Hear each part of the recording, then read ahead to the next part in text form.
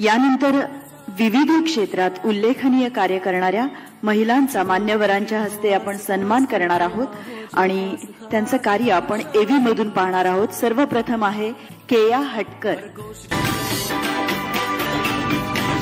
मुंबईची केया हटकर। मुंबईच्या केया हटकरने अपंगत्वावर मात करत आपली ओळख राष्ट्रीय आणि आंतरराष्ट्रीय स्तरावर प्रस्थापित केली आहे।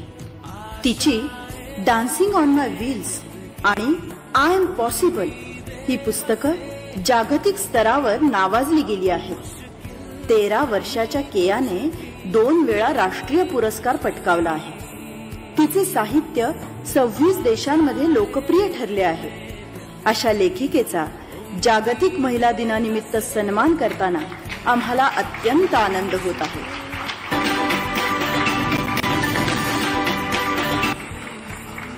सन्मान चिन्ह आणि मिलेटची टोकरी देऊन केया हटकर हिला सन्मानित करण्यात येत आहे।